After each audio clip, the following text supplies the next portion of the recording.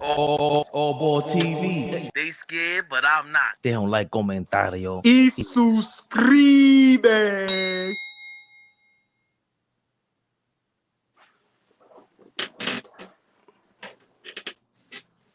Oh yeah. See the red light? Oh yeah. The red light. Put your glasses back on. It might be red light, red fight for you fools. Hold on a second. No. Let's back on. No, take your glasses off. There's only one way to start every single show until it's game time. You know what time it is. Won't go. Hartenstein the rebound. Hartenstein gets it out to Anunoby. DiVincenzo a three. Bang! Bang!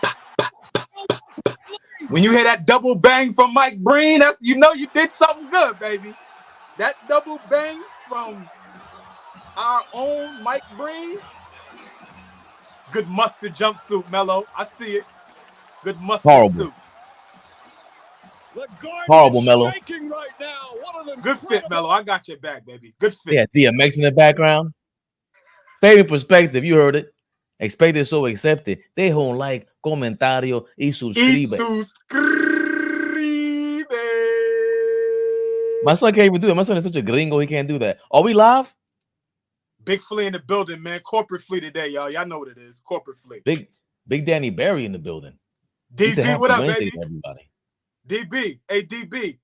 Fabian tried to sneak this nasty ass V-neck on without me saying something. He tried to sneak it. He tried to sneak it on, but it's all right. I'm not gonna lie. We're gonna let him make it. It's a Hilfiger joint, and and I caught the Calvin Klein. They don't make them like before, man. I had these They stopped making my Calvin Klein. Nobody knows about this. Calvin Klein ribbed V-necks. Ribbed V. This nigga's a V-neck connoisseur.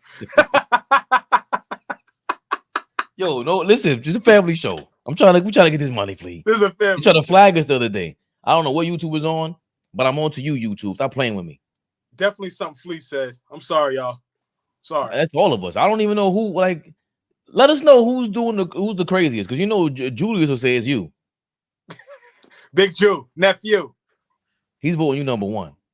Big You heard it right there. Guy. We playing that. I've seen that. I rewatched game 2. Mm-hmm. There's a lot we could do. I want to get into that tomorrow, though, in tomorrow's show afternoon. Okay. We'll address that tomorrow. Definitely. Today, first topic. I want to get into these punks who voted Tom Thibodeau. Punks? These chumps. They voted Tom Thibodeau like the least. The you saw the voting, the coach they least like to play for.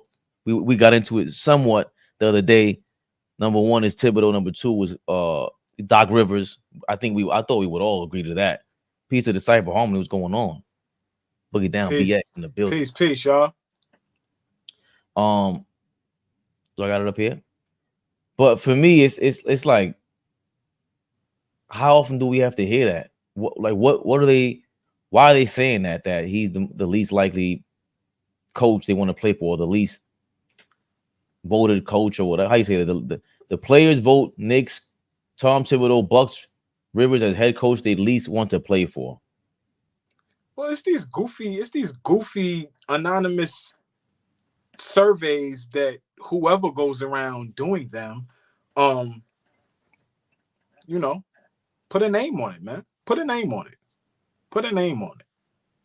Only way they're gonna answer these is if they get on record and say this is off the record, right? Or this is anonymous, right? But fact still remains, Thibodeau is one of the guys that comes from the old guard, right? He's still one of those coaches that comes from an old guard. He's still one of those coaches that believes in practicing hard. He's still one of those coaches that believes in taking advantage of shoot around. When we get to shoot around, we need to do the necessary things to get ready for the game tonight. You know what I'm saying? And, a lot of these guys have adopted the, get to shoot around and just really do walkthroughs, man. 20, 30, 40 years ago, if you got to a shoot around in the NBA, it was full on sweat. Like you were sweating for an hour. Shoot arounds are short, but they want to go over the scouting report. They want to go over the game plan, and they want to get a good lather up. And at this point now, guys just show up to shoot around so they don't get fined, right? And Thibs is one of those guys that takes advantage of every moment. We're talking about a guy who is married to the game of basketball. This guy has no wife. There's this infamous story of him turning down a woman because of his coaching career. Like, there's an infamous story. I don't want to misquote it, so go out there and Google it. You'll find it. But it just goes to show how dedicated Thibs is to the game. And so I can't be mad at a guy like that, who's dedicated to the game, who wants his players to be dedicated just as much. So that bad rap that Thibs gets from, overworking his players, guys play too many minutes, all this kind of stuff, I think it's overblown. If you talk to the quality guys, and I'm talking about perennial all-stars, guys that have seen a lot of success in this league, they will tell you, I loved playing for Thibs. Jimmy Butler, Derrick Rose, Taj Gibson, Joakim Noah. The list goes on, man. Obviously, that whole Boston squad where he was the defensive coordinator, Kevin Garnett, Paul Pierce, Rondo, Perkins, all of these people swear by Tom Thibodeau.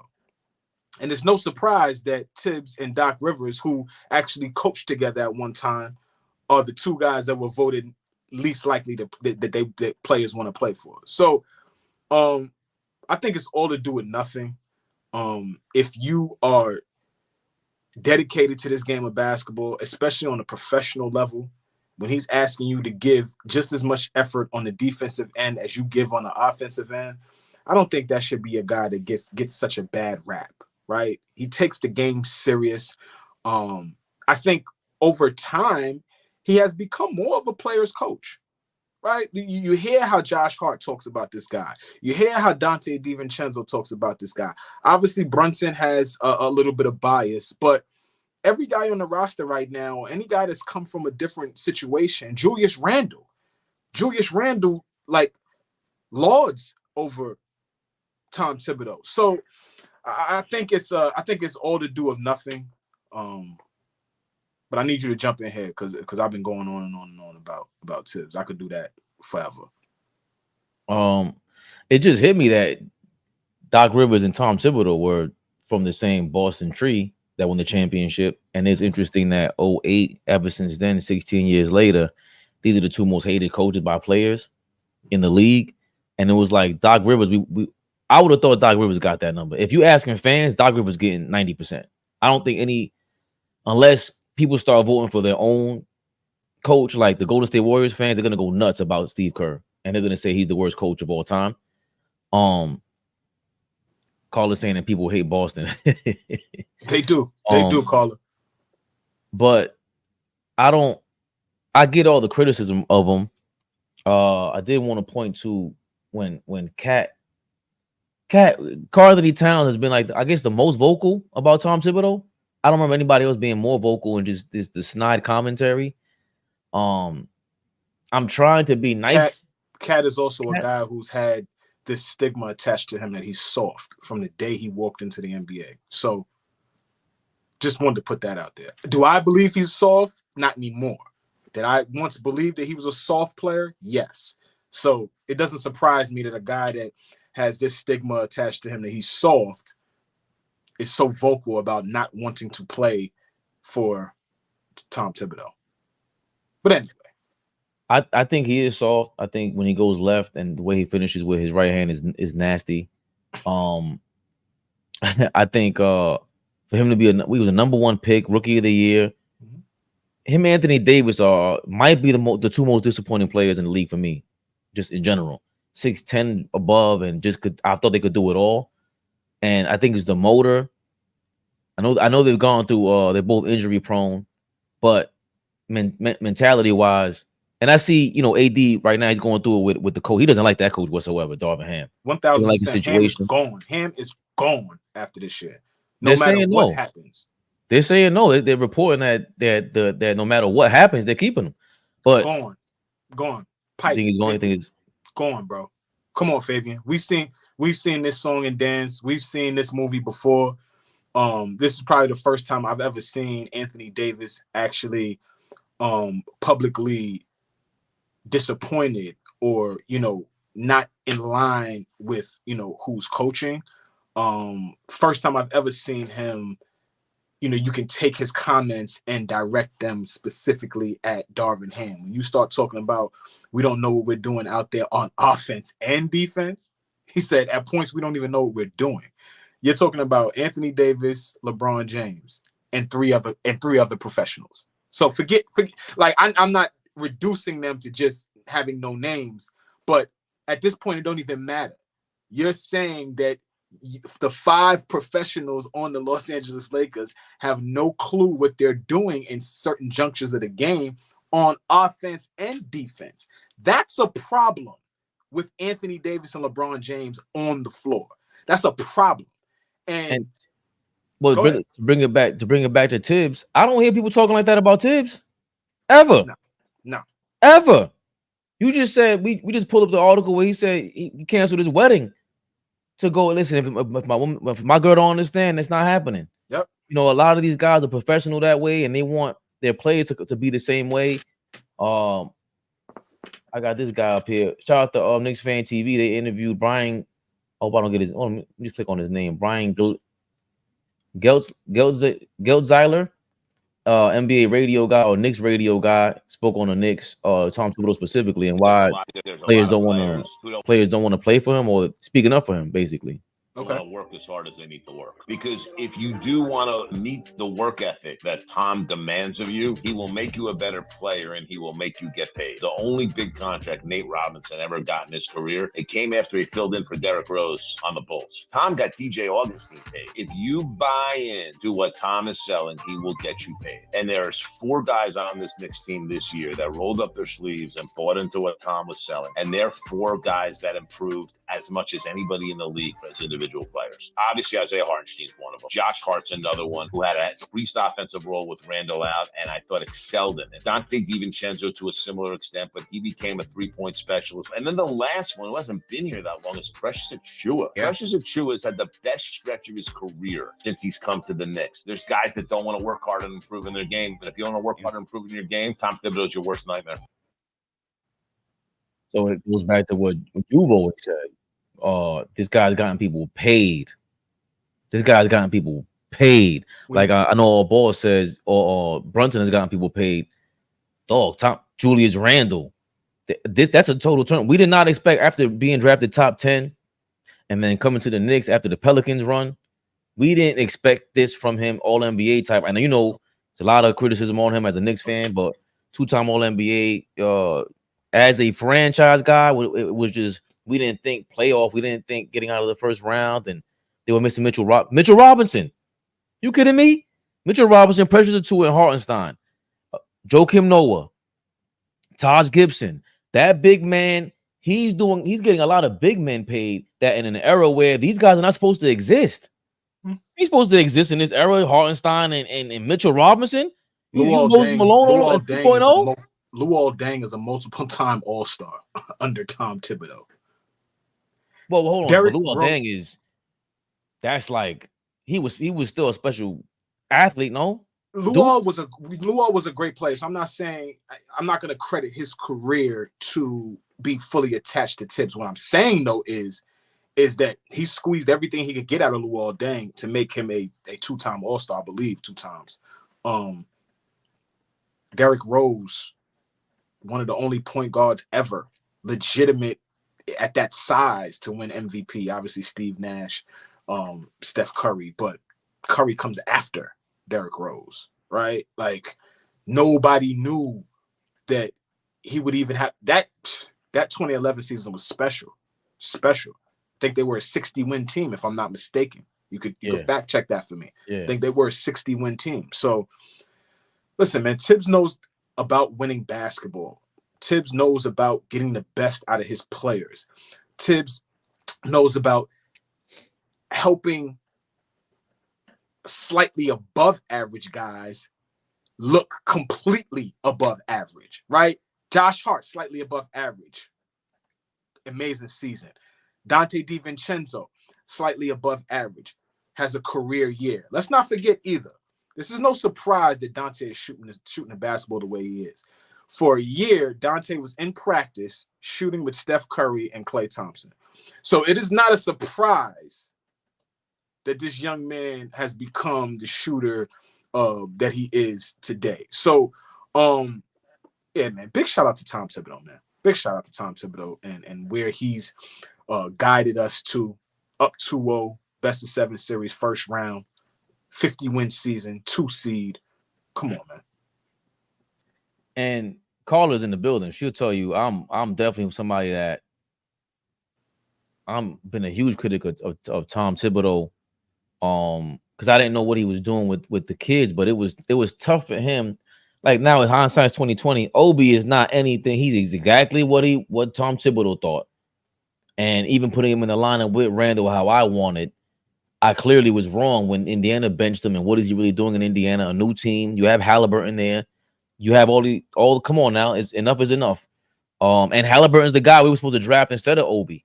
So now you join the guy that you would. So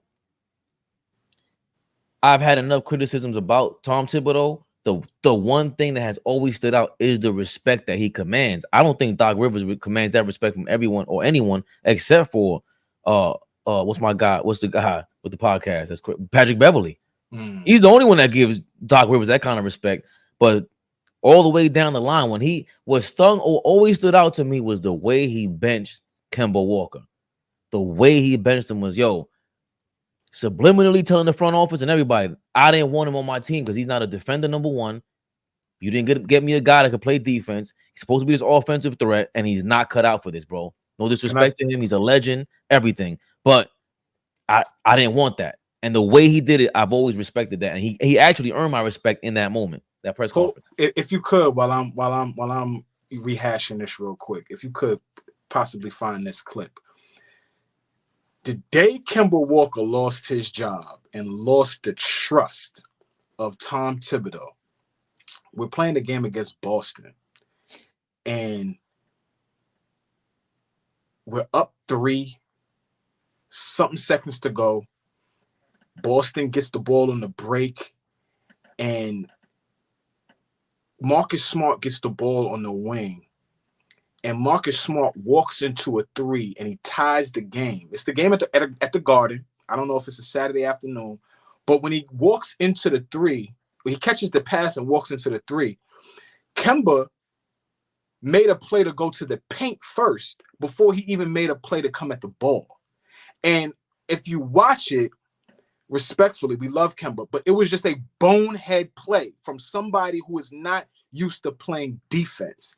And at that moment, that's when he lost the trust of Tom Thibodeau. He said, I can't play this kid. Marcus Smart hit a tying 3-pointer to tie the game, to send the game into overtime. I believe we lose that game. But it was just a bad defensive play. He didn't get opportunity to really give a great contest. And he got caught in no man's land trying to get into the paint where the ball wasn't even going to the paint. So I'm glad that you brought that up because that is a fact. That is a flat out fact. If you don't give it your all on the defensive end, Tony Allen to this day says Thibs told him, you will make a lot of money just being a guy that's going to get stops. You will make a lot of money doing that. Tony Allen had some bones in Boston, but once he got to Memphis, first team all defense. Like when he got there, that's when, but that all starts under the tutelage of Tom Thibodeau. Kevin Garnett wins Defensive Player of the Year. That's not no mistake. KG was a great defender for many years. It's not a mistake that he wins the award while he's playing under Tom Thibodeau, right? So come on, y'all. And I'll leave it with this, man. This is in response to the final 2-minute report that the league had, and Thibodeau's. This is Thibodeau's response to the NBA saying that basically the 76ers could have got a couple calls reversed, and this is Thibodeau's response to the 76ers fans bitching and moaning.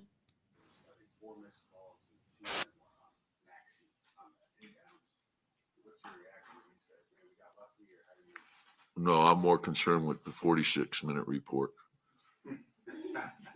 No, and that's and I mean that. You know, I knew they couldn't call a foul there. I'm watching the way Jalen's being guarded.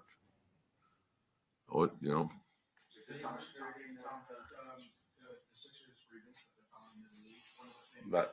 I'm locked into game 3. That's where we are. You know, like we don't get sidetracked with that stuff. You know, I'm just, you know, like I said, I watched the whole game, not 2 minutes worth. Yo, I'm sorry. See, you guys got Bill Belichick in Boston right now and everything, or this is Bill Parcells. This is, you know, the guy was Bobby Knight. And then you know, updated because he's not as like Bill. This is Bill Parcells all over again. Actually, Bill Parcells used to check anybody, and nobody was a player's coach. And was a player's coach. Like the guys love playing for Parcells, and he would kick you in your ass. You know what I'm saying? Yeah. And just I'm interested in 46 minutes. No way they could have called that. You know, I'm locked into game 3, man. Get out of here with all that.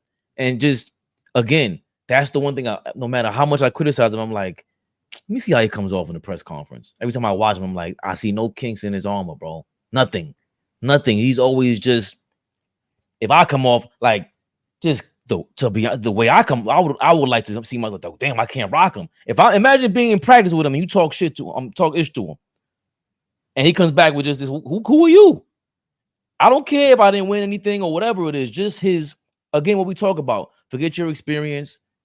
Forget what you've done. Anything like that is what you're telling me. Does it make sense? And when you deliver it like that, like we're talking about the general of a group of men, and people don't want to take that. Take it out however you want to take it. When you got to lead a bunch of dudes, or just lead people in battle in general, you want that kind of voice. You want that kind of voice. And I know it sounds like we're going crazy now because we're winning, but it's not true. I've always said that from the jump. Damn, I respect that guy. I really respect him. Yeah. Basketball junkie, basketball enthusiast, a guy that you'll run through a wall for. Like the guys that could stick around right now, as you know, it's just an influx of new, inexperienced head coaches, right? Brooklyn didn't even keep Kevin Ollie. They went with the other dude. They didn't even keep Kevin Ollie, right? And what I'm saying, I'm bringing this up because for a guy like Thibs to still be able to maintain a job, for Rick Carlisle to still be able to maintain a job, for Greg Popovich, and everybody all of a sudden hates Greg Pop, for him to still be able to maintain a job within the change that's going on in terms of head coaching in the NBA, right? Like it's clear as day. The NBA, obviously, the league itself, players are getting younger. And so now this attempt to, you know, push out the old guard and usher in the new guard of coaches, which I love. I think we need new innovative minds and new ideas and how to approach the game. You know, for the guys that are able to maintain, you know, their stay in the league is impressive because they are getting you out of here quickly, moving you out of here quickly. And these new head coaches are getting opportunities. Who is the head coach in Toronto? We know his name, but what is his resume? What has he done? Right? He's got, you know, got an opportunity now. Washington, they let Wes Unseld get the job because of his dad, because of his name. Then they bring in Keith and they let him go. So now Washington doesn't even have a coach. So what direction are they going in? You know, that's a conversation that I want to have with you, bro, because, you know, at some point I want to have a conversation about guys skipping the line. People skipping the line. Well, let's table that one because I want to get into, you know, the YouTube algorithm, hot topics. We ain't playing with you guys. We ain't playing with you, YouTube. I want my money. I want my money. We're not playing with you guys. Not playing at all. You said something about the old guard to the new guard, and someone who's in between those guards and really the hybrid of the old and new is Bill Simmons. And I don't know if he's doing playing a Jedi mind trick or what, but he really respects Brunson and this current form of the Knicks. And let's hear what he had to say when he was out there. I think he was at the Garden when he made this short. I'm officially becoming afraid of this guy. I'm becoming afraid of the New York Knicks. I don't know how many games. I'm officially becoming afraid of this guy. I'm becoming afraid of the New York Knicks. I don't know how many games they've won in a row, but I'm afraid of this place right there, Madison Square Garden. I'm afraid of their fans in a series, and the Celtics, who are 11-6 in their last 17, who just throw away games now because they think we're going to get the 1 seed. Philly's a mess, and Embiid's hurt now. Milwaukee's been a mess. They changed their coach. Miami's a mess. We got this. Let's start looking at Denver tape, OKC tape. We're good. We got this. We're just going to cruise to the finals. Please don't feel that way, Celtics, because the Knicks are good. The Knicks have an identity. The Knicks in a series are going to go right after the Celtics like the 04 Pistons. They are going to roll their sleeves up and throw haymakers and be super physical and try to exploit the Celtics' biggest weaknesses, which are toughness and coaching. The two things I worry about the most, the Knicks can exploit. I am taking them seriously. I take the Knicks seriously. Wake up, Celtics.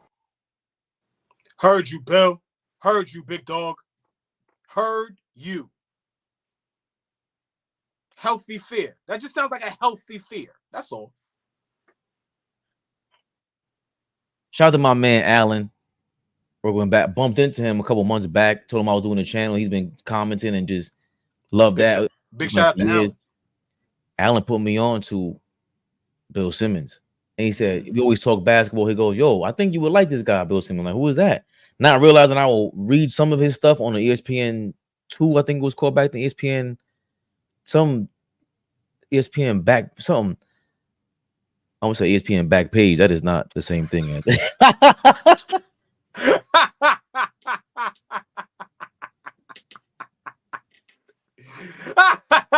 ESPN got a back page? Molly, where you at?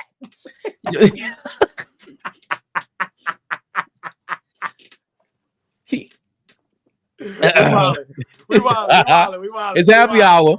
We wildin'. But I think it was called ESPN. It was something where they used to write. Like a lot of writers used to be up there, like they do their blogs and everything. Oh, but Scoop used to write for it. Damn, I know what you're talking about. But Bill Simmons was definitely on there. He definitely did Grantland, and even before Grantland, just reading his book of basketball is amazing. His Allen Iverson story is hilarious. It was just ill, just really like some white boy shit. It was some white boy stuff, but because of that, you get to read a lot of what he does. I know people don't like his LeBron take about like his father not being around or something like that. But he again, you talk about the old guard, the new guard. He's in between that guard where it's like this fan giving his point of view. And I would think, especially, I thought of you when I saw that. Is that how we would think if we were Celtics fans? Like, hold on. Y'all could think whatever you want about the Knicks, but nah, this is not no walk in the park, man. Look what the fans are saying. When I watched the game, and I had the clip loaded up from his podcast with not Zach Lowe, the other guy, I forgot his name. He's really good too. His recent podcast from yesterday, I think Bill Simmons said, yo, if you watch the Knicks all season, that's exactly how they win games. Like they win those games out, and great teams win like that. The game 2 against Philadelphia. So the 76ers fan can be mad all they want to. You guys got two guys that are really playing basketball. The Knicks have 12 pit bulls out there ready to go for Tom Thibodeau, like we just explained in the first part of the show. Flea, like, do you agree with Bill Simmons? Do you think he's playing a Jedi mind trick? Because I think he does see the flaming that's going on with Stephen A. Smith online. And anybody else who talks about the Knicks, I don't know if he wants that smoke. Or he's used to it already because he's an internet guy. Do you believe him? I think, first of all, let's start here. Bill is a extremely respected guy in these spaces when we talk the game of basketball. My introduction to him was his book, The Book of Basketball. And I remember, big shout out to my pops. My pops gave that to me for my birthday one year, years ago. And one of the best gifts I've ever received, because it's just a book of respectfully, we love you, Molly. That book of basketball is just amazing, right? So anybody that has never got a chance to just take a look at it, please, it's a good buy, it's a good read, it's an easy read too. It's not one of those complicated reads where your head's gonna start hurting, it's gonna start spinning. You're actually gonna it's gonna be hard for you to put the book down because it's just that interesting.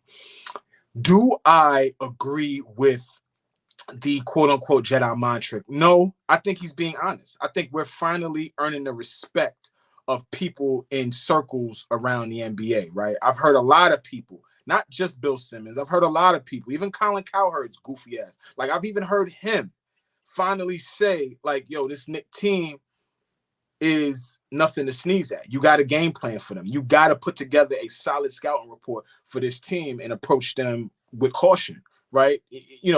Are we devoid of a plethora of scoring? 100%. We rely on Jalen Brunson to put the ball in the basket. But like you just said, we have a roster of about 10 guys right now that if I just snap the leash and let them go, they're going. And they're going to go until we say, hey, come sit down for a second, get a little breather. Josh Hart played 48 minutes in game 1. 48 minutes in game 1, but this is regular. We've been doing this all season. Do I fear burnout? Do I fear injury? Obviously, all those things can happen, right? We're no exception to the rule. But dog, when I could see Josh Hart go out there, play 48 minutes, and then after game 1, look like he could go again. They look like they could suit up and go another 48. Fabian, that's a team that's locked in and ready to rock and roll. They want to play tonight. Can we roll the ball out tonight? Let's go right now. Okay, we got to go Thursday. Okay, cool. But they ready to rock and roll right now. So that's really what I love about this team. And I just feel like Bill Simmons we know he's a Celtic guy. We know he's a Boston guy. I think he's being honest with the fan base that follows him. He know that he has a well-respected mind. And so when he says something, that fan base and the Celtics team themselves are going to listen up. Okay, we can't take this team too lightly. They thumped us to end the season. We went into Boston and thumped them. You forgot that? And everybody was playing. I don't want to hear about they took the foot off the gas. We was on our way to 50 wins. We needed another W. We thumped them. Everybody was rocking and rolling. So I think we said this since the middle of the season, maybe about All-Star break. We match up well with them. We just match up well with Boston. Are they the better team? Yes. Do they have more talent? Yes. Do we match up well with them? Yes, we do. So I'm cool. Let's take this one step at a time. Game 3 is in front of us. One step at a time, day by day. Let's not skip steps. I saw that they, whoever put that on the Megatron, they need to be fired. They put Boston up versus the Knicks on the Megatron. Whoever did that, they need to be fired. No more job. Get by. Unemployment, please apply. Because you can't do that. You can't do that. Let's not skip steps. So that's what I'm feeling about that. I think I disagree with that. I think the players can't feel that way. And I think he sees what we see. Even with, I see people want to use these 2 games as the reason why Brunson is not a 1A. Okay. We knew this already the whole time. We know what his limits are. Philly is playing. Everyone keeps pointing to Oubre. I don't want to see Batum on Jalen Brunson. I'll get into that tomorrow. I'm really not scared of Oubre the way everybody was talking about. But Nick is being physical. Nick is being physical. They blitzing. They doing a lot of top locking. We could get into that tomorrow. But I don't know who will do that for Boston. I'm not remember. When Brown lock in, when they lock in, they're defenders. They could defend. But Derek White is going. That's it right there. But we're it's not what the Batum thing is shocking me with Philly, right? Just to keep up with them, walking them down 90 feet. I think Bill Simmons is asking that same question. Do we have someone like Batum that can do that? Yes. Do they do it though? Drew Holiday is the pit bull guy, but is he? I don't know if he is really quite Drew Holiday still. I don't know, because the last time we played him, like you said, we've seen him guard him 90 feet. They tried to guard him. Jaylen Brown had no business trying to guard him. And Bill Simmons is seeing that. he still is. I think it's okay to be that fearful, especially when people are just gassing you up and gassing everything up, saying, yo, the Celtics are unbeatable. They're making it seem like the Celtics cannot be beat. A lot of people are making it come off that way, and I've never felt that way about them. To their peak, I don't think they were Denver at their peak. I don't think they were us at our peak. I personally believe Philly at their peak when Embiid was healthy earlier this year is just unbelievable. And he's an MVP and a dog. That's what Joker is. We don't have that, but we got a dog who's leading a bunch of other dogs. And that's what he's worried about with the Celtics. They're not dogs. Yeah. They're not dogs. Porzingis. That's a fact. We know. I got a Porzingis jersey. So do I. A Knicks Porzingis jersey. You'll never see it again. You'll never see it again. You'll never see. I got a white Knicks Porzingis jersey. You'll never see it again. Me too. And I think that's what he's worried about, and rightfully so. I think we earned the right to be spoken about like that. Except now, my concern, of course, is OG, and we're gonna talk about that tomorrow.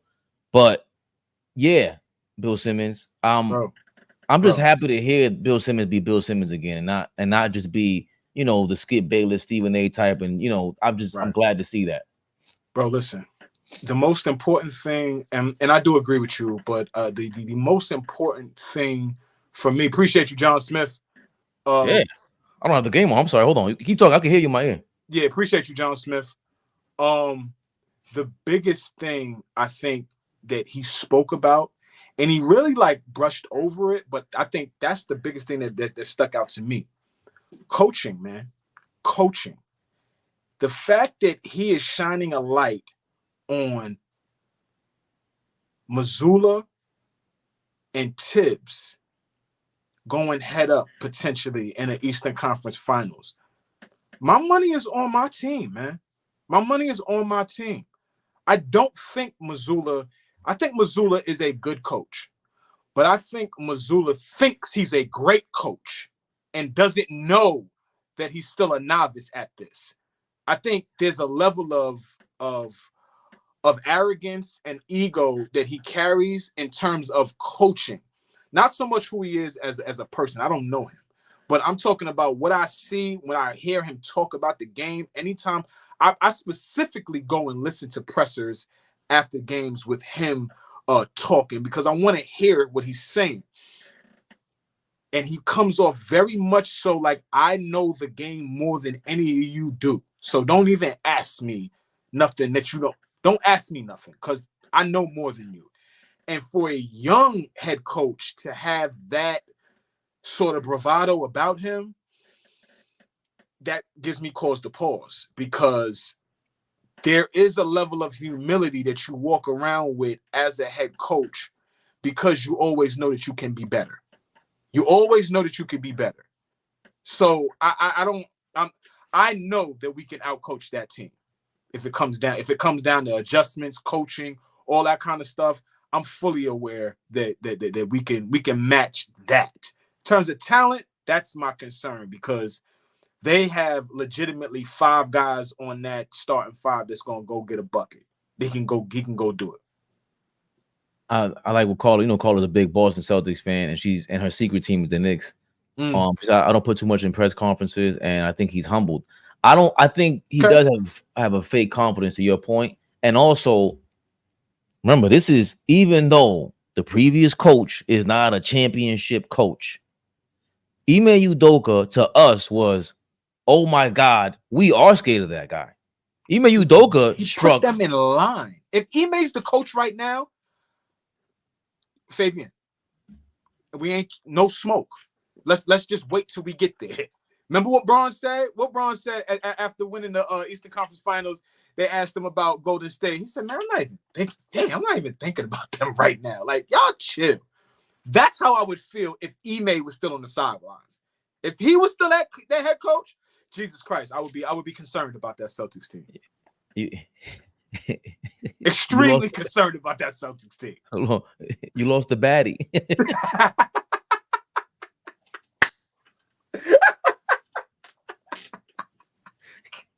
I wish all balls was here. They'd be like, pause. But that's how it feels. Bro. That's the good. You lost it because we see it in Houston. We're like, before the season started, I had him ranked like 10th, and then when you brought it back up, like, wait a minute, Ime's there. They brought Dylan Brooks. They brought this guy's like, oh, wait a minute, I forgot, but that's kind of scary. And they then just missed the plane. They just missed it without their guy, Sengun is not healthy. This one, If Sengun is there, if Sengun is there, who's out of there? There's no Kings playing the Warriors probably. Fabe, You know, like they so, just missed it. They did everything right. They brought in some adults in that locker room. They bring Ime in there to lead, leaders of men. And I have to stand corrected. Ime has figured out how to get the best out of Jalen Green. In the middle of the season, what was I saying to you, Fabian? I was like, they're gonna move him. How often we could go back and find tape of me saying, yo, they're gonna move Jalen Green. I don't know about that anymore. He's figured out what that kid's strengths are. the only guy I ever heard even bigging up Jalen Green like that. Oh, Gilbert Arenas is one. Gilbert, the superstar. Yeah, and that kid Mars from Players Choice, the way he spoke about him was like, yo, I ain't seen you talk about an athlete that could do this, that, and the third. He's like Jordan. I'm like, all right, like, what are we doing? And I like that kid Mars from Players Choice because he's very logical and he watches the game. Yeah, I don't like him. No, okay. No, I don't like him. But it doesn't matter. It doesn't. But the way he spoke about him, this is the way Jalen Green came out scared me because I was so wrong about. I guess it's the English accent because he sounds pompous. That's what it is. Let me just be honest. Yeah, because I think he knows. He knows the game. But the point is that he got that take right. He got that he's looking like Nostradamus out here, and it's a lot of Ime, a lot to do with Ime, and the fact that if I'm a Celtics person, like Bill Simmons, and you go from what we think Ime is, how we feel about Ime, and also remember we talk about Jason Tatum and Jaylen Brown and all their experiences coming from these 4 or 5 conference finals, a finals appearance. That happened with Ime Udoka. That's a different. Remember, Jason Tatum's a 1A. We know that. Ime's a 1A coach, and you're being nurtured by a 1A coach is different than a guy we're not sure about. And yeah, the press conference, you can be fooled in a press conference. I believe like D'Antoni's really good in the press conference, but you don't earn people's respect. You just don't. When we can see it on the court, we can see it the way they play. You don't play no defense, the way they talk about you. I don't know, to your point, if they have that confidence in their coach as players, and as a fan, I wouldn't be sure. But I know with Ime, like you said, as a Knicks fan, I wouldn't be talking no smack if Ime was on the other side of that court. With you, bro. I'm gonna be honest with you. Ime is on that sidelines. I think a lot of people stop chatting about the Celtics. We just see them when we see them. Like we ain't gonna chat too much. Ime had that team in 2022, had that team in the finals, and legitimately thought that they could win that series. They were up 2-1 in the finals, folks. If y'all forget that, Boston was up 2-1 against Golden State. But that's when that's when Steph said that's y'all last win. So why nobody ever hear from LeBron's daddy? We got to talk about that at some point. Why hasn't he surfaced? 21 years in the league, this dude has not surfaced one time. Why don't we ever hear it? Anyway, I'm sorry. Maybe he got the message like I heard 50 Cent say that before. Like, my father, I don't know who he is, but he better not pop up now. Like, I'm just curious, man, because these dudes, these people pop up. They just pop up. They do. That is true. You know what I'm saying, bro? Like, I'm pretty sure Gloria, I'm pretty sure she knows, who. No, she knows who it is. She knows who it is. All right, we'll probably find out. I'm gonna leave that alone. I had a crazy. Nah, chill. You gotta chill. You gotta relax. She was 15, 16 when she had. Listen, we'll find out when Gloria sits down with Uncle Shay. That's not happening. No way that's happening. That's and that's I'm leaving that alone. Moving right along. Let's get to the thumbnail. Jesus Christ! Wow, I was trying to leave it alone. I was gonna go. Remember what I said. Remember what I said. If that happens, remember what I said, bro. No. Gloria James, the first interview we'll ever see with her is gonna be in front of Uncle Shannon Sharp. Remember what I said. You saying she? I'm not saying a thing. Hold on. Put your glasses back on. Hold on. You see Carla right here saying, yeah, but he may want to be a freaky frog.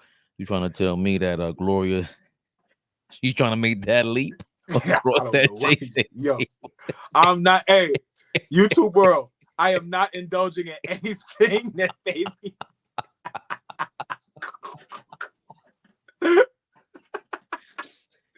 So the thumbnail says, oh man, Charles Barkley calls Kendrick Perkins a roach. All because Kendrick Perkins called him out and said he don't watch games. Him or Shaq don't watch games. So Barkley and Shaq came out here. I ain't gonna lie to you, and don't even show up to my door with that swing. We saw what he tried to do with Brad Miller. That didn't happen. We've seen only time I seen Shaq land something was big shout out to Alvin Robertson. He slapped fire, heaven and earth out of Alvin Robertson. Heaven and earth. I'll never forget that one. That's rookie Shaq, I think. Oh, on the Nets? No, Alvin Robinson's on the Spurs. Now Alvin Robertson was on Detroit at the time, and I guess Lambeer and all of them was beating him up, and he just had enough, and slapped fire out of Alvin Robertson. You can find that quickly. Pull that up. That was good. We don't believe Shaq could punch anybody. I don't. That's a big dude. So yeah, like who did he fight in his life? I mean, he had fights at some point. He was a big doofy. So at some point, he had to let people know, like, yo, it's up. He grew up in San Antonio too, so Texas. He had to fight at some point. But I think the Kendrick Perkins. Don't ever let somebody tell you that Shaq grew up in Newark, because he didn't. Yeah, he always says that. Yeah, here you go. But I think he's. Let me fast forward before they be trying to get me on here, man. 3D. I think he. There you go. Oh yeah. Oh right. And he mushes his face crazy. Nah, it's not. This not a mush. Oh no. Oh, that ain't a mush. Yo, Alvin. That ain't the guy that's the defensive player of the year, Alvin Robertson, is it? Yes, sir. So he got defensive player of the year on the Spurs. Yes. So even that punch was kind of like, what are you doing, Shaq? You should have chokeslammed him. He kind of looks like what's homie with the sneaker fad that's on the Clippers, and he can't get off the bench, and he's like PJ. Yeah, PJ Tucker. Alvin Robertson kind of looks like him. Alvin Robertson looks like PJ Tucker and Mr. Commodore. My fault. My fault. Shout out to coach. Shout out to his brother. Shout out to coach. I find it funny. Kendrick Perkins, I think he did reply. I saw him reply, and maybe this is some Southern thing where he said, "Carry on." What Perk said? Nah, he didn't say carry on. Nah, he didn't say carry on. He said Perk got some one-liners too. Perk might be rivaling Fish. I don't know if Fish is in the building. Big shout out Fish. I don't know what this means. Maybe I got to translate. Maybe it's too Southern for me. But he said, "Hey, NBA TNT, tell Chuck he ain't ready to get his feet hot with me." Yeah, he ain't ready to get his feet hot with me. You know how you dance when you boxing? Your feet start getting hot. You know what I'm saying? You light on your feet. You've never had a fight in your life, so I understand. Yeah, exactly. I wouldn't know. I'm trying to. Neither one of them better not get in no ring. I mean, they one. throwing jabs like that. Those was nasty. And when it gets too serious, him calling Kendrick Perkins a roach is hilarious. He said, "I ain't arguing with nobody with 5 points, man. 5 points a game." Barkley's he don't want it with Barkley. Because we saw the difference between Draymond Green, who they're trying to make the new Barkley, and the real Barkley. When they were up there, he said, "Yo, that looks like $1,000 suit." Yeah, it looks like it. And Barkley said, "You know what? I got, speaking of that, guess who asked me the other day?" Who? Nobody. That was great. Like, that was great. We love Charles for that.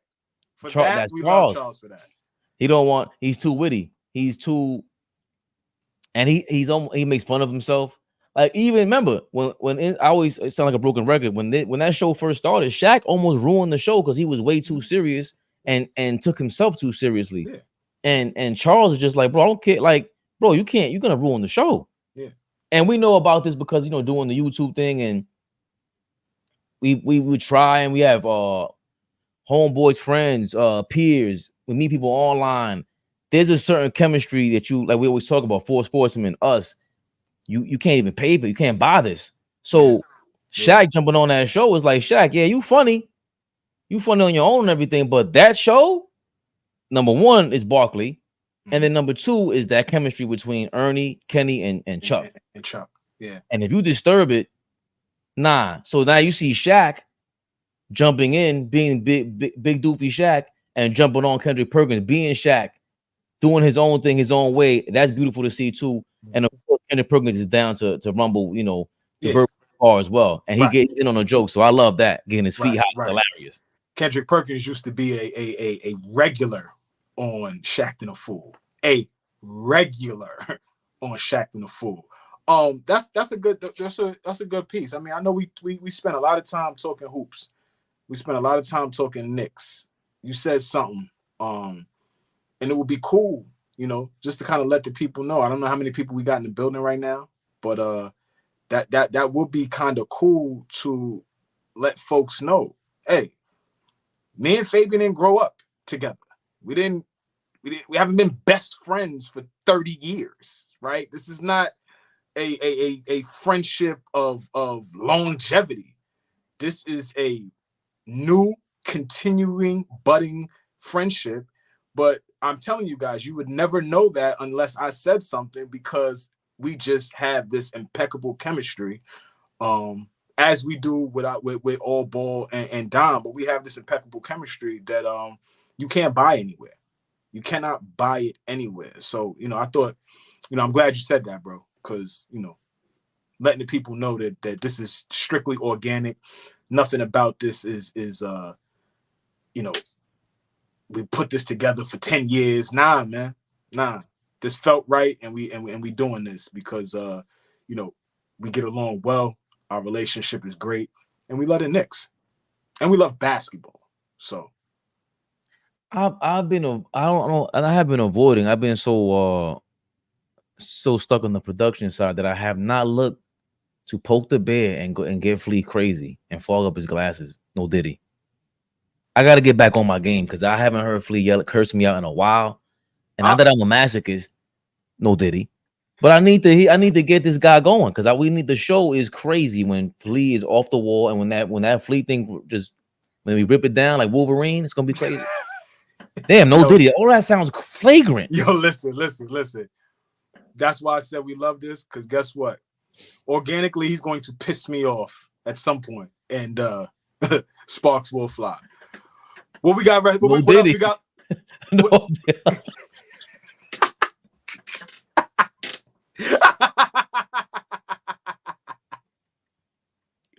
Put your glasses back on. No volume. Why is my camera not working, man? We got maybe you. I don't know. I'm in the mix. I guess the last thing, which we got last on the docket, was this finally we somebody else calls him out. Oh yeah, we seen you in the building. Dial it up. We seen you in the building, big dog. We ain't around no brothers and sisters. I couldn't find a brother or sister in sight. In 5 seats to your left, 5 seats to your right, 5 seats to the back. Pause. No brothers and sisters around you. I just wanted to say that. You saying he went out like Varnell Hill? When Martin see, you need some sisters. It look like you need some sisters around you. Come on, you saw who was feeding him grapes. Come on, Varnell, get some sisters to feed you some grapes, man. Stephen A. Smith was at the Knicks game, and he's trying to like, bro, he looks so uncomfortable. And shout out to the Dan Le Batard. You know, he's poking the bear. He has a fake beef with Stephen A. online. It feels like it's real too. Like they be throwing shots that's crazy. They hate on each other on the low. Sam and then Morrell. and then they sit in front of each other and talk for 2 hours and gush over each other, and then go back to shooting at each other on their own platforms. It's the funniest thing ever. And he had so Dan Lebatard had this guy. I've seen Sam Morrell on the show before, but he's apparently a Knicks fan. He's a Knicks lifer and commissioner of Knicks fandom. He ain't no damn commissioner of Knicks fandom. Ain't no damn commissioner. I'm sorry to y'all saying that. And but Kendrick Perkins is not the mayor, Tracy Morgan, or the governor, or whatever you coined him. No. I'll tell you why in a second. I like to run with that. But let's see what Sam Morrell said about governor. I'll tell you in a second. Let's see what Sam Morrell said on Dan Lebatard's show about Stephen A. Smith. Big Hartenstein, the beauty of what he did last night, and the dude in front of Stephen A., the guy who trashed him, the guy who said some guy named Hartenstein just played his ass off. Knicks fans don't like Stephen A. because they know he's not a real fan. Stephen A., you don't really you don't deserve this with us. You didn't earn it. You weren't down suffering when we were suffering. That's the joy of being a fan. That it feels good because you were there when things weren't good. I think Sam needs to be our new commissioner of fandom. Yes. That Sam gets to tell you who's allowed to be a fan or not allowed to be a fan of this team. Does Stephen A. not feel like the villain in every movie? He's like, I don't believe in you. And then that guy makes the game-winning play. That's Isaiah Hartenstein. Oh, some guy named Hartenstein. Oh, now you're cheering for him? You don't get to do that. Stephen A. is like the guy in the movie who calls a girl ugly, and then she becomes hot, and he's like, I always knew you were hot. I always knew it. No, you didn't, dude. Sam, you can enjoy this without going after Stephen A. all the time. No, but he's right. Can I, Dan? No, he's right. That's a part of Knicks fandom. That right now we're going crazy. See, when they get out of here, man, we're gonna remind you every single time. I don't know what made he looks so uncomfortable at the game. Like, where's a picture of him? They have a picture of him in that video. Yeah, he looks goofy. You from the borough, baby. You from Queens. Queens get the money, man. Look comfortable, man. Sit back and He's get nervous. Shit. Relax, man. Nah, man. It's different when you're walking through the garden and you hearing what you're hearing. Because it's one thing to see it online and you don't deal with reality. And your people probably tell you, yo, listen, be careful. They're coming at you. That's all I'm saying. And he's like, I'll be all right. I'm gonna show face. Nah, dog. You were nervous. Because I'm pretty sure there's some things that he heard he didn't want to hear. Because I know what I'm thinking. I know what I'm feeling. This guy Sam Morrell is being nice. Bro, every Knicks fan feels like that about you. So imagine if they get to see you live and direct, you show up to the Garden because you finally approve our winning. If they imagine him walking past you and you sitting down there like, bro, hold on. Get out. He's the logo of a front runner right now for Knicks fans. Bro, this is the same fan base that told the owner, sell the team. Sell the team. So you think they wasn't going crazy on Stephen A. yesterday? Or 2 days ago, rather? Come on, babe. And he's the owner who looks up. Yo, this is how crazy James Dolan is. Remember, he's using face recognition technology to get lawyers kicked out from what's the thing down the block from Radio City, because he owns Radio City as well with the MSG thing.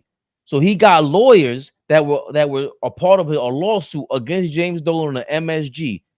The lawyers that were going against him in that case, he had them facially recognized on them cameras and got them kicked out of Radio City. And the fans, us fans know this because that made the front page and everything. And we still told him, yo, James, sell a damn team, bro. Sell the team. So if you think that the owner was getting smoke, any opposing team comes in there, they getting smoke. It don't matter. So Stephen A gets a pass? Hell no. Stupid A. Smith. I've never heard that one. That was great. I've never heard that one. Rehan? 100% accurate. Kendrick is a grifter too. He's definitely a grifter, and he thinks he's slick because what he did last year with the Joker, that stance that he took. Kendrick Perkins has had some egregious, horrible takes in basketball history, like bad. You can't talk about the Joker like that. Just he's in everybody's MVP conversation. You spoke about him and these guys still want to vote against the Joker, but I digress. Because the reason why Tracy Morgan saying he's the governor stings that much is Kendrick Perkins gets to go on TV and go, yo, dog. Tracy Morgan said, I'm the governor. I'm from where he's from. Where is he from? Louisiana, Baton Rouge, wherever he's from. No, he's from Beaumont, Texas. He's from Texas. And he calling me the governor of your team. And we're on the same show, and all you do is blue and orange skies. It ain't no joke. That's a shot at him. So this is all playful. Hopefully Stephen A does not feel for his life. But I can see how some drunken fans in New York, East Coast fans, we're just crazy, bro. We're crazy. So that face that Stephen A had, I want to ask him if he was in fear for his life. I want to ask him how he felt being at that game. At the very least, like a fraud. You can't be sitting there not hearing that stuff and getting that pat on the back, Varnell Hilling it. You did your thing. We see Kenny. We didn't get to him. We'll get to him in a second. Maybe we won't. I think that was 4 topics already. Talking about Kenny Beecham? Yeah, he brought Kenny Beecham to ESPN. Big shout out to Kenny Beecham. He lets us know that it's possible. He lets us know that it's possible. So big shout out Kenny Beecham. Kenny Beecham is the real like YouTuber basketball extraordinaire over everybody. And he has like 8 channels that are popping on YouTube. But the fact that he has his numbers on the board thing on ESPN is amazing. And a part of that bridge of him getting there is Stephen A. Smith. So he's like what I told you yesterday. He's like the necessary evil because the things that he says sometimes is just like, what? Like you're so off base, it's out of touch with your people, bro. It's insane. You're from New York. I don't like that he's in that position because he is not a guy that I feel like is a guy that will reach back. I feel like the way he pounded the pavement, he expects every other person that wants to get in his position to pound the pavement. And for the forefathers that did the work, you got to reach back and pull up some of them. So if is he pulling up Kenny Beecham? Great. I don't think that you can equate reaching back and pulling up former athletes, right? Like he has all of these guys, he takes pride in saying, they on the show because I said they need to be on the show, right? So all of these guys, whether that's Dan Orlovsky, Ryan Clark, Marcus Spears, Kendrick Perkins, JJ Redick, like the list goes on. Robert Griffin, like Monica McNutt, Monica McNutt, like all of these different people, right? Which is great, but they already had a foot in the door. They already had their foot in the door. But I got to push back on because look, I remember when we wanted KD and Kyrie, Stephen A went on to fake begging KD to sign with the Knicks. It was pathetic, right? And also the whole thing with him and Kyrie, that's what rubs everyone the wrong way, and it did. But we live in a YouTube world also where it's like he sees that working, so he kept going, finding a way to keep bringing it up during the pandemic. That's what he was going for, and it's like again, that's why I say it's a necessary evil, because who else is bringing Kenny Beecham up there? Who else has that many black faces on First Take? When it was Skip up there, it was something like that, but he got popping black faces on there. Popping. Them other dudes ain't popping. Kenny Beecham from YouTube is crazy. They remember ESPN would rather go, okay, Shannon Sharp, you cross the threshold, you good money. Monica McNutt being up there is a big deal. Kenny Beecham being up there is a big deal. Big deal. Anybody else? I mean, he just needs to I'm not impressed with Ryan continue to bring the culture. That's all I got to say. There's Cam and Mace should have been on First Take at some point by now. Why haven't they? I don't know. I don't think Disney's co-signing that. Cam and Mace is too, bro. The way Mace talks is very. Remember, they don't got conservative guys up there on ESPN, and Mace speaks very conservatively. The stuff that he says is like, ooh, I don't know. But when Dan was doing the show with Poppy and Bomani Jones, they used to have a lot of different guys up there, right? And being able to speak freely, not curse and go crazy, but the content of what they was talking about was very freeing. So, and that was ESPN, with Pat McAfee now, and that's in middle of the day, like middle of the morning at 11 a.m., 12 noon Eastern time. If you pop on ESPN and watch Pat McAfee, there might be a couple F-bombs dropped. There might be a couple, it is what it is. So I'm just saying. No, hold on. Stay right there. Yeah. Speaking of conservative, Aaron Rodgers is on there talking the most diabolical conservative side you could possibly do. So, yeah, you're right. You know what I'm saying? So, I don't know. I just think, continue to bring the culture in. It's not like he doesn't. So let me not act like he doesn't. You're absolutely And right, brother. he went on Cam and Mason's show when they first started, when they had the old studio. Like that's all major. And I can't front on him on that. Like it's the conflict with Stephen A, where it's like, bro, there really hasn't been anybody like him on TV the last 14, 15 years, become a superstar of talking about sports. He went from reporting this. Like, I get every critique about him, the Kyrie thing, everything. The way he talks about the Kwame Brown thing, which everyone thought was funny initially, until he came out and went ballistic a couple years back. I get it. But we have to harp on you, Stephen A. We're calling you out for being a fake fan. We gave you your props and everything. You look crazy in the front row. You didn't look popping, all that, and then you talk mad loud. And there was none of that on that. How are you, bro? Did you see John Starks? Did you see Latrell Sprewell? Even Melo with the fake coolness had to get out of there with all that. Stephen A, we ain't see none of that. What are you hyped about? You ain't no real fan, bro. You should have been. If it was me, that's what I'm saying about the fake, loud, fake rah-rah. Stephen A, you from Queens too, man. Come on, bro. You sat down the whole time. If you're a real Knicks fan, you're not there covering the game. You're not there doing any reporting. You had an extra seat from Mark Shapiro, who is your agent. Let's keep it a buck. Like, let's tell the whole truth. Who you were sitting next to is Mark Shapiro, your agent. You wasn't fraternizing with the people. You wasn't outside. That's what pissed me off. You courtside and you not outside. You a Knicks fan. We're about to go 2-0 in the series. You talk all this orange and blue skies garbage on national TV. Now you in the building. Stand up on your feet. Clap or something. You sitting there being cool. Again, next to no brothers and sisters. Around none of the culture. Why is all the culture sitting next to each other but you? Anyway. I love it. Melo, Spree, Larry Johnson, Bernard King, Starks, Tracy Morgan, Fat Joe. You're not around none of the culture. Nah. I saw no enthusiasm from you. You're a fan, right? No enthusiasm. None. And snuck your goofy ass up out of there. Before we go, I definitely want to get this one up there because we got close to 100 people in the building on YouTube, over 300 on Twitter. Damn. Appreciate you, Dom, through the Dom Rapper channel. Y'all are going crazy.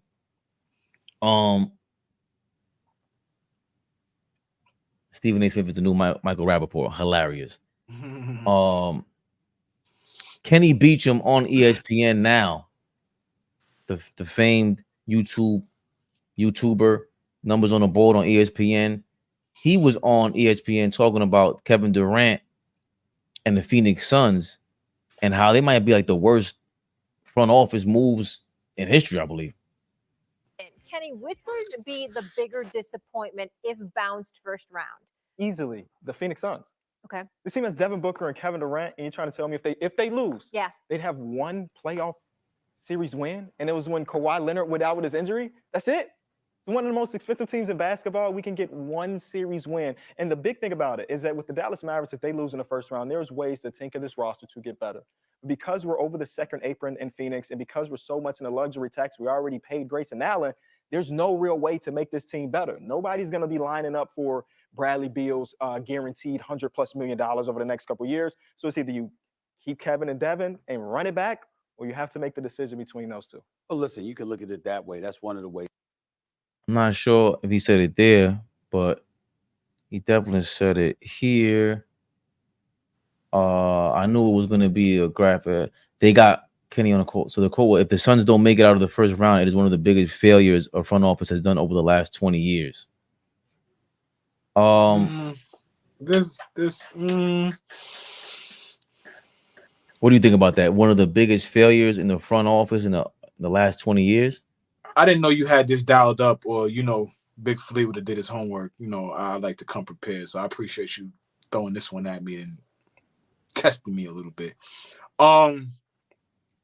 Last 20 years. So if we go back, let's just say 2000.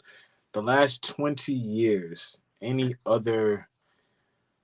Well, I mean, if we go back to that 04 situation with the Lakers, I mean, there was intention for that, right? You got Gary Payton to play 82 games. He played the entire season. If you go back and look, Gary was ready to go every night.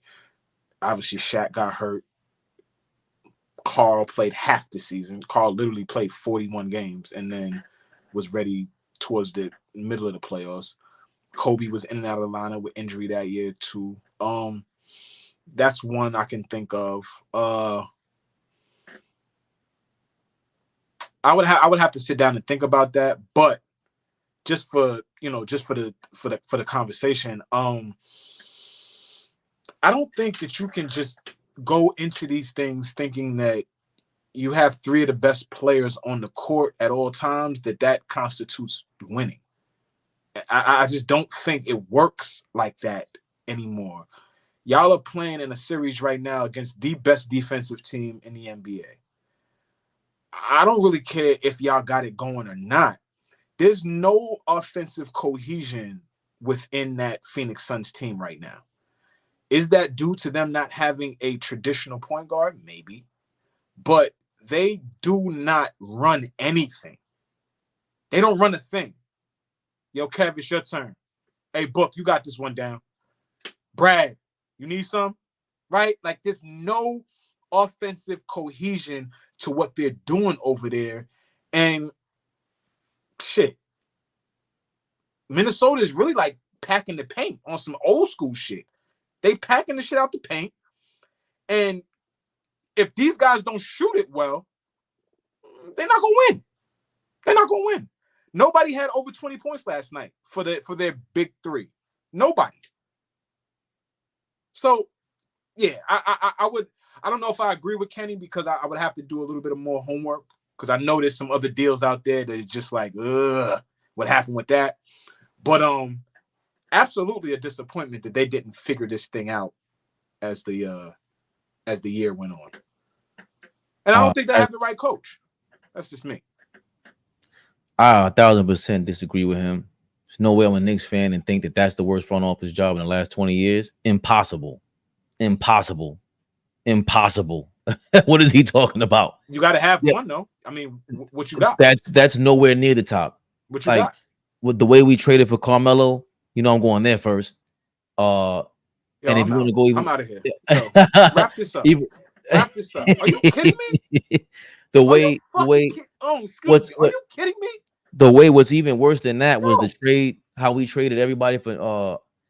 We traded Nene for. You have no. Forget all that. You really sat here, had time to think about other moves while I ran my mouth, and the first move you come up with is Carmelo Anthony. He's a superstar guy in the same ilk that they're talking about, where you have to fit everything together, and it didn't work. Period. And they didn't get rid of they didn't amnesty Chauncey Billups, whoever it was that year when it came along the trade. God we get Melo on him, man. I can't wait for Melo to come on here. Melo's gonna roast me, and I love I think he's the up and coming one of the best podcasters in the game. 7 p.m. in Brooklyn is an excellent podcast. Sorry. Because of him, I'm hating because of him. Christian Castillo with the Bargnani trade was crazy. That era was insane. The Phil Jackson era. And again, this is not Carmelo Anthony's fault at all. He was done dirty by Phil Jackson. That front office, insanely bad. What? And we drafted Porzingis. And he still messed up. He hired Derek Fisher. We drafted Frankie Nicotine. We hired Derek Fisher. What is this guy Kenny Beecham talking about? Derek Fisher, bro, is worse than Darvin. Yes. Worse than Darvin with the Lakers. Yes. That none of this, we could break down the last 20 years of the Knicks up until now, and it's been way worse than the Phoenix Suns. Are you kidding me? To trade for Kevin Durant? Nah, man, this is nowhere near it. But the level of, I think what Kenny is getting at is the level of expectation that this Phoenix Suns team has is, leans towards more of a failure of a season. Whose expectation was that? number one team. The Okay, casual, but they were going to compete for a basketball championship. fan who's watching the game and sees Kevin Durant, Devin Booker, and Bradley Beal on their team. A Phoenix Suns fan right now, if you call them right now and ask them, did they have championship aspirations at the beginning of the season? They will say yes. They will say yes. I'm going to give you another one that's even worse than that. Okay. Trading Jordan Poole instead of Draymond Green. Just the last 3 years of the Golden State Warriors is trash. Though they instilled hope into the Phoenix Suns. This trading Jordan Poole and the handling of Draymond Green is a debacle compared to instilling hope into your franchise.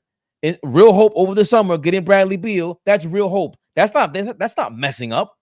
The front office did their job with the new owner. That owner doesn't know what the hell he's doing. He doesn't know what he's doing. He's about to be got forced Kevin to sell Durant too, by the way. I don't know if you read that. He's about to be forced to sell. Why is that? I didn't get into the minutia of the whole thing, but I like that word. What? Yeah, he's about to get forced to sell. I read that somewhere. After getting chokeslammed by the MVP last year. Yeah.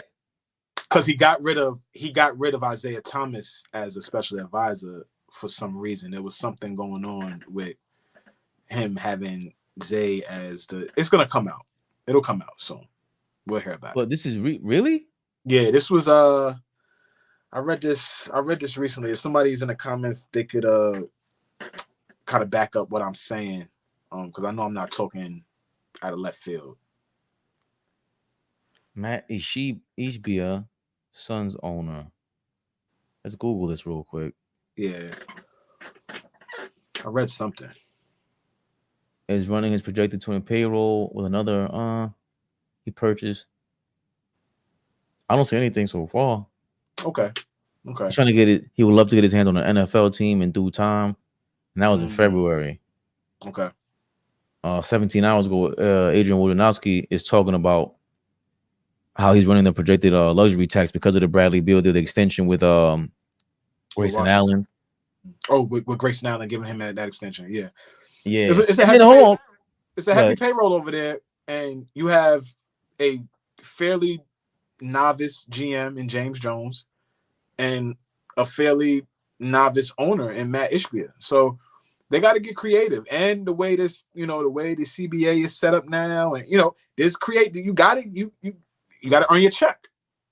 Well, James Jones is no novice, I don't think, anymore. I think he created a good situation over there and whatever. But going back to the list, if you're a Washington Wizards fan, worst front office move up, and I'm gonna do you even one better. The former, this is the cream of the crop that just pops into my brain.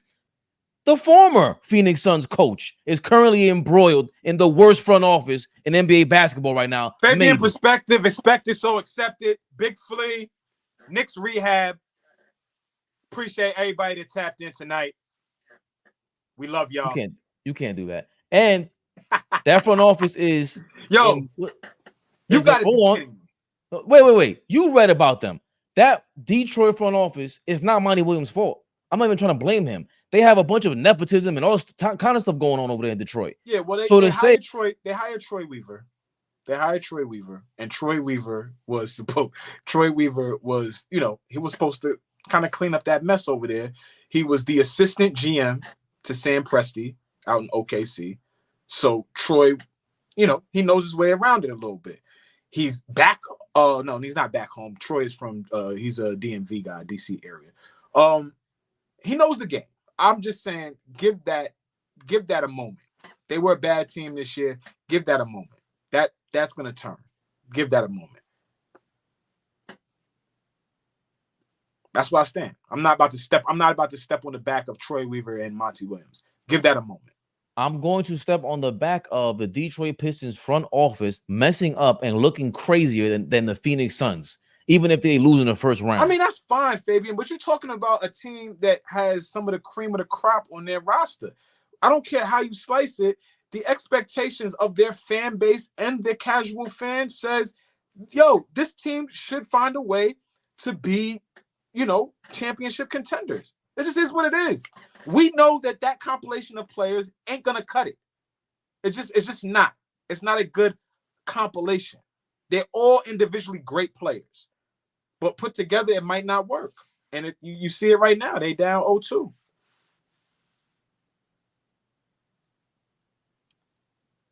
The first headline with Troy Weaver from Fansided. 3 reasons bringing back Troy Weaver will be problematic for the Detroit Pistons. Very perspective, expected so Now he accepted. wants to end it on that. Go to hell, baby. Go to hell. Oh, we live. Oh, we live. AllBall TV. They scared, but I'm not. They don't like comentario. Y suscribe.